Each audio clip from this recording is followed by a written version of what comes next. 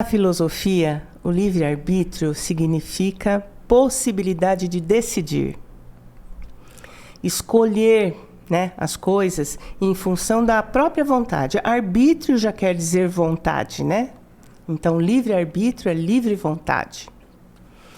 Allan Kardec, no Livro dos Espíritos, né, o codificador da doutrina espírita, ele nos diz sobre a lei da liberdade. Ele nos faz a seguinte pergunta aos espíritos: tem o homem o livre-arbítrio de seus atos?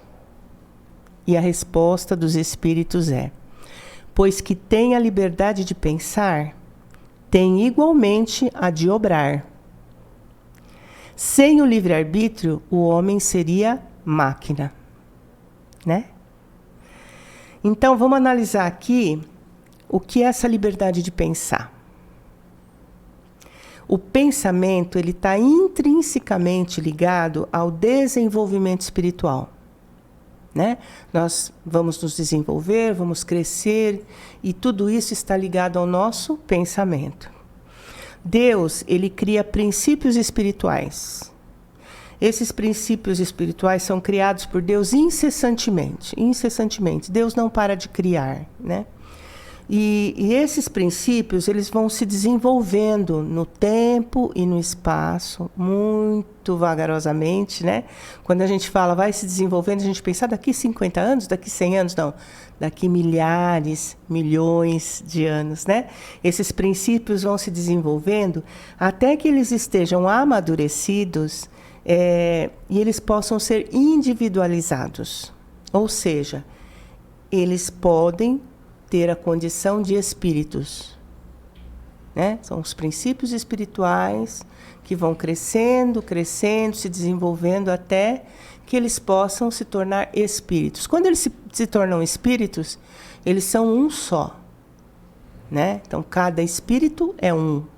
Eu sou a Neuza, vou ter outros nomes, né, em outras encarnações, mas o meu espírito é único. A individualidade permanece. A individualidade permanece para a eternidade, na verdade, né?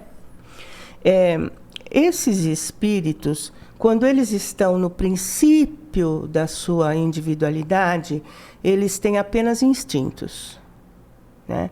Porque é uma qualidade presente em todos os seres vivos, o instinto.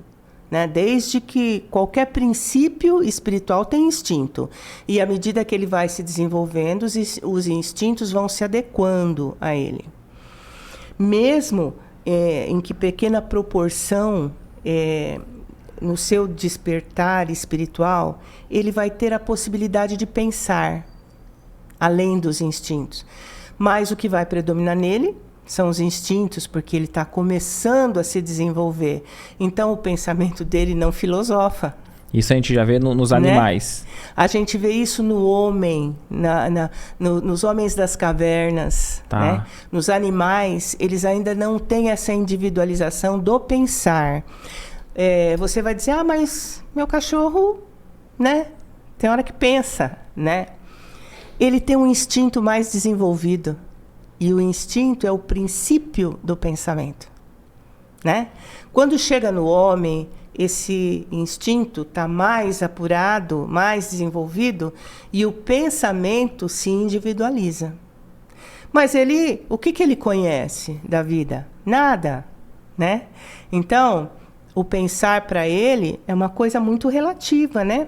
É um despertamento espiritual. Naquele momento, ele está pensando em sobreviver, em comer, em procriar, em se defender para não morrer, em dormir, né? Então, são instintos que ele tem, e a partir disso começam a acontecer coisas, e ele pensa como ele vai matar um animal, como ele vai construir uma arma, como ele vai desenvolver o fogo, né? A partir de um raio que cai e pega fogo, ele começa a pensar que aquilo é bom, que aquilo pode aquecer, né? Então, é o princípio do pensamento. Legal esse corte, né? Coloca aqui nos comentários o que você achou desse vídeo, sua opinião. E lembre-se de marcar aquele amigo querido que você sabe que vai se interessar por esse tema. Para você acompanhar o episódio completo, é só pesquisar Recomeçar Podcast Espírita. Se ficar alguma dúvida relacionada ao espiritismo, é natural. Procure ler as obras de Allan Kardec.